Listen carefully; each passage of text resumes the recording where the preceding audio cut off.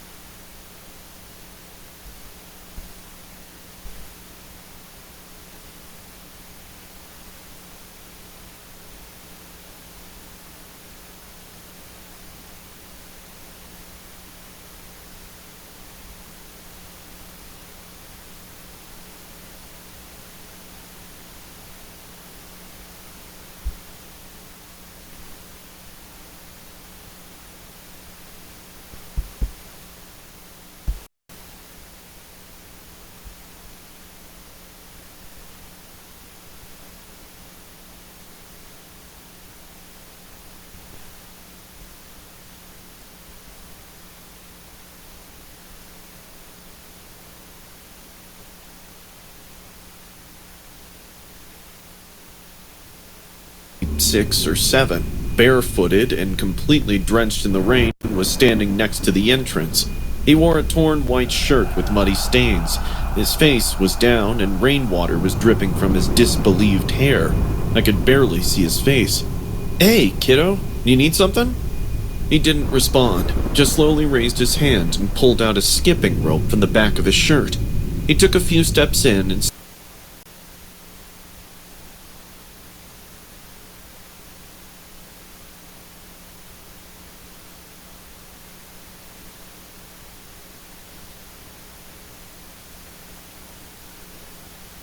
started hopping from chair to chair, slowly.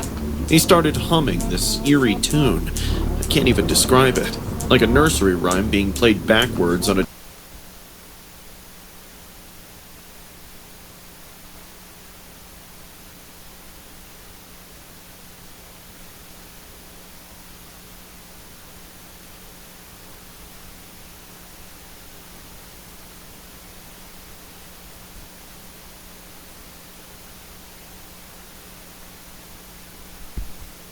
toy piano. Soon, a spooky sensation began to permeate my body. Who is this kid? Why is he out so late? That too in such weather. He was totally unbothered by my presence, continuing to hop and hum. "Hey, kid?" I called out, trying to keep my voice calm. "Are you alright?"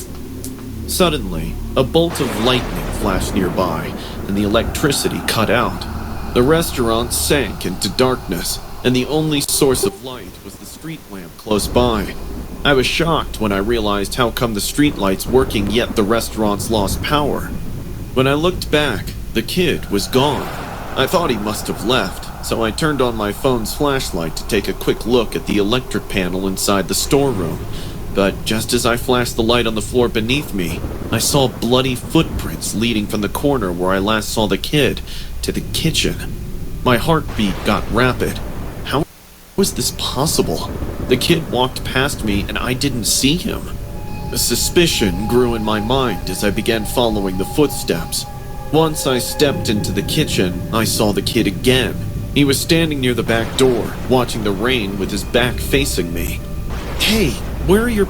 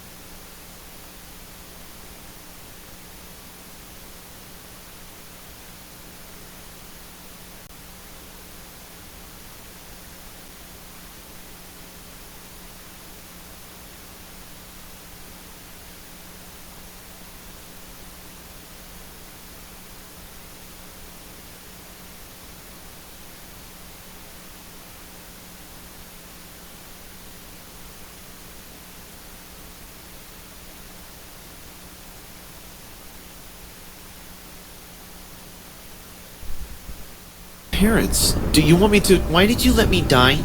My jaw dropped.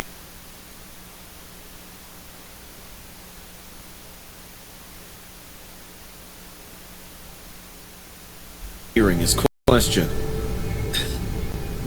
Let you die? You let me die. You didn't save me, and you could have.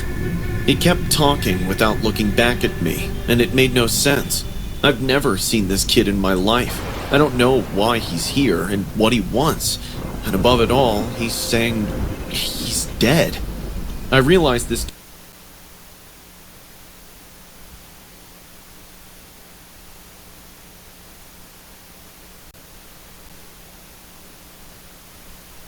kid must be sick or not well mentally. I started walking closer to him, saying, "Look, kid, I'm gonna call the cops for you and they'll take you to your parents. Can you tell me where you live?"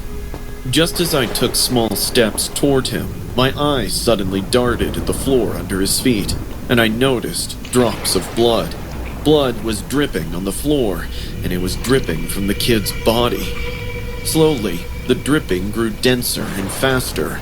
The entire floor went red with blood in seconds. I stopped and watched the kid shake, making bone-chilling cracking noises. His head twitched like he was having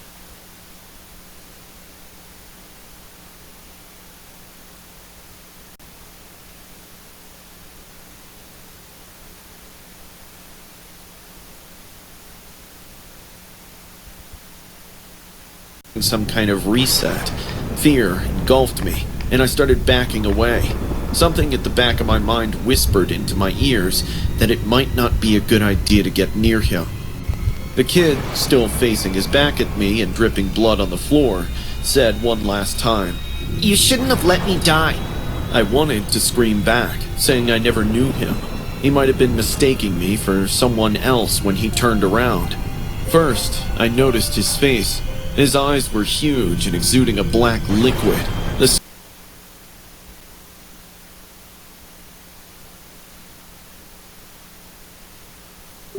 skin on his face was filled with blue veins that might pop at any minute. And then I saw his torso. His stomach was sliced open with his entrails hanging out. Now I understood why he bled so much. He raised his one arm towards me and started taking smaller, robotic steps, repeating the same words. I was dumbfounded with the entire scenario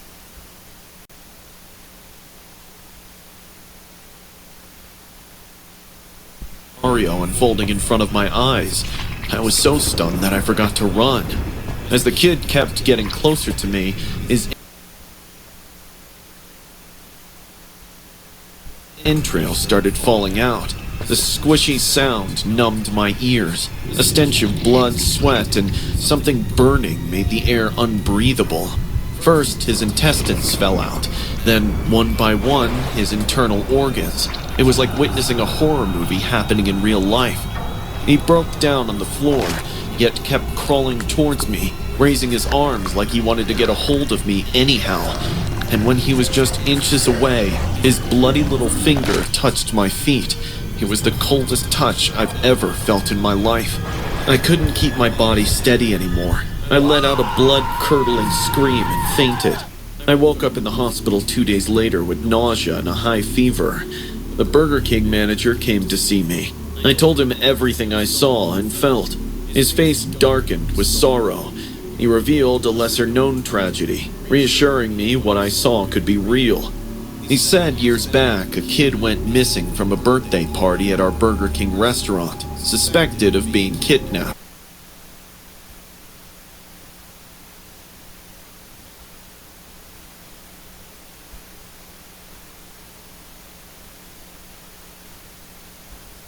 His mutilated body was found in a ditch, and the kid's parents left no stones unturned.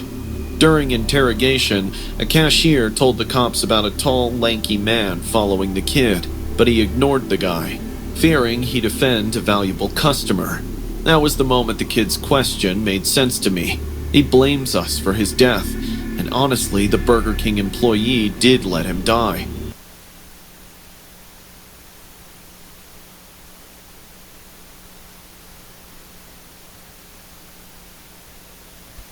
I didn't quit my job. Instead, I changed my shifts.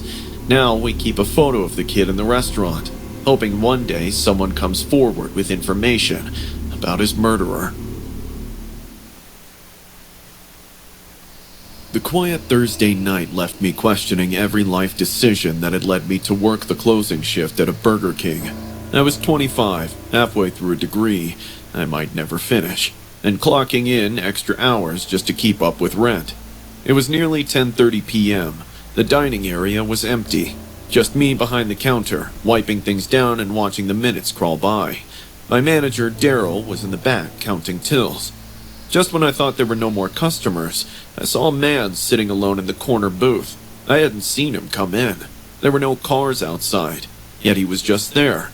Middle-aged, probably in his mid-50s, wearing an outdated brown coat and a gray flat cap that looked older than me. He had no food on his table, and he didn't seem motivated enough to order. He was just staring at me. It continued for so long that I started fidgeting. I avoided eye contact, hoping he'd take the hint, but instead, he stood up and walked slowly to the counter. He stared for a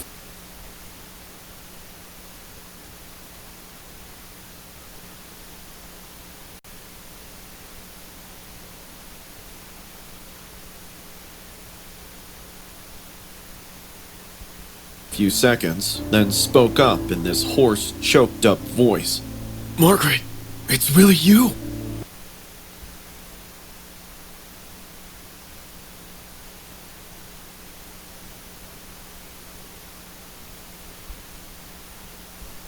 I let out a nervous chuckle.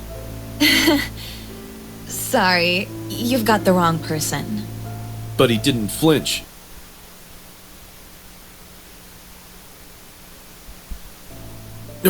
No, I know those eyes. That little freckle above your lip. The way you tilt your head when you smile.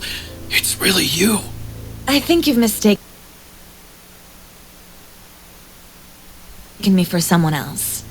I replied, trying my best to stay polite but firm. Come on, Margot. I just told you. I'm not Margaret. My name is Maria.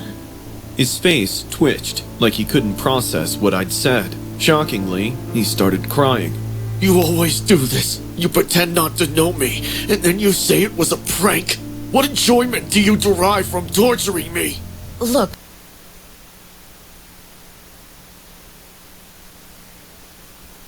I'm telling you, I'm not the one you think. Please, try and understand. His tears transformed into laughter. Seeing him shift so fast from one emotion to the other, I could guess he's not mentally stable.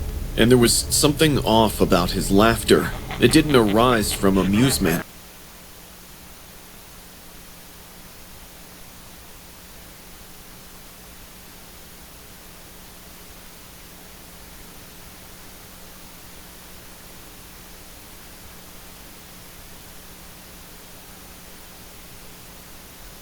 It sounded forced.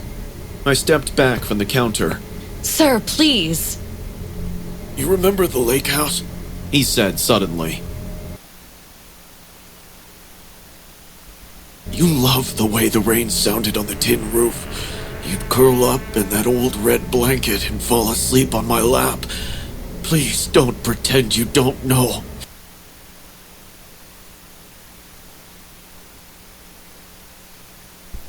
Don't you dare pretend. His voice was getting louder. None of that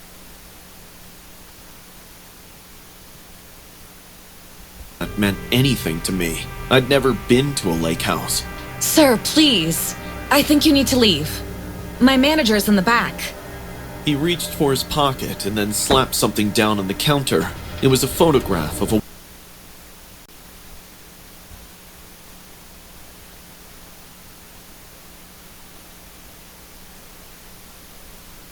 woman.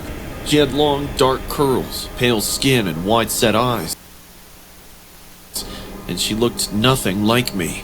But he stared at the picture with reverence, then looked up at me with something in his eyes I can only describe as desperation.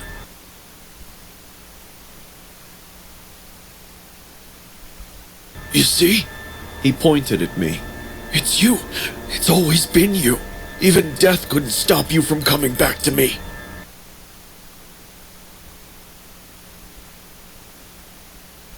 I took a step back. I'm calling security. His expression changed instantly, from pleading to furious. He grabbed my wrist and started screaming. You think I'm a fool? You think I don't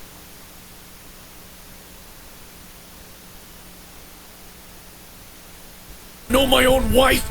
You came back, and now you're mocking me? I reached under the counter and pressed the silent alert button we were told to use for emergencies. That's when he leaned in close and whispered,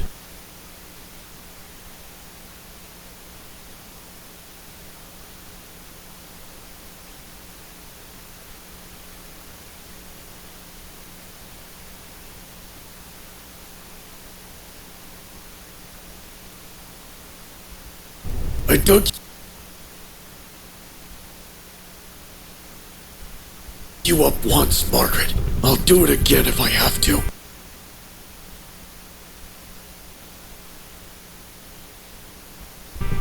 I froze. My body locked up and my throat went dry. I couldn't move, couldn't breathe. He started banging his head on the wooden counter while saying, You always teased me, saying you'd haunt me if I ever let you go. Blood burst from his forehead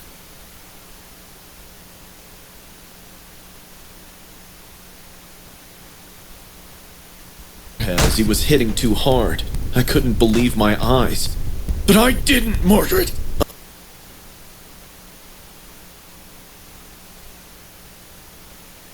I never let you go. They buried you, but I didn't say goodbye. Please let go of me! I screamed, breaking down in tears. His blood splattered on my face, but he didn't stop. He just kept banging it like he had lost all sense of pain. The counter turned red with blood, and chunks of flesh hung from his forehead, but he was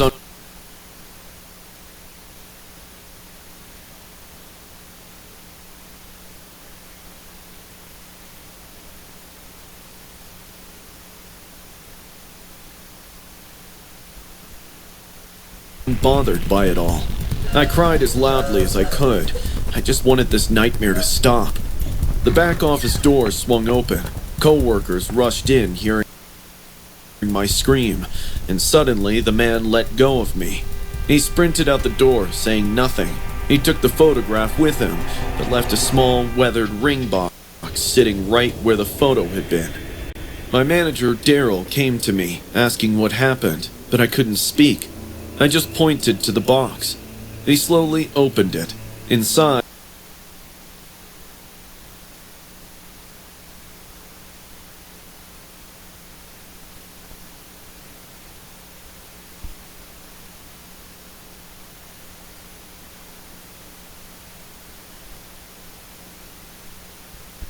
was a tarnished wedding ring.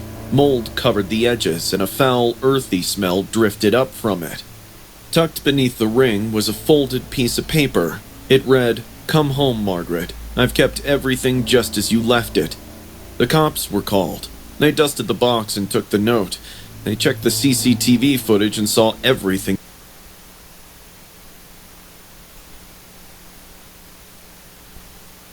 the man had done. That was 3 weeks ago. I hadn't been back to work since, but sometimes, around 10:30 p.m., I'll find strange footprints outside my apartment window, barefoot, muddy. Once I woke up and found a red blanket on my porch, soaked from rain. I'd never owned a red blanket. And the worst part? I keep having dreams. I'm lying in someone's lap,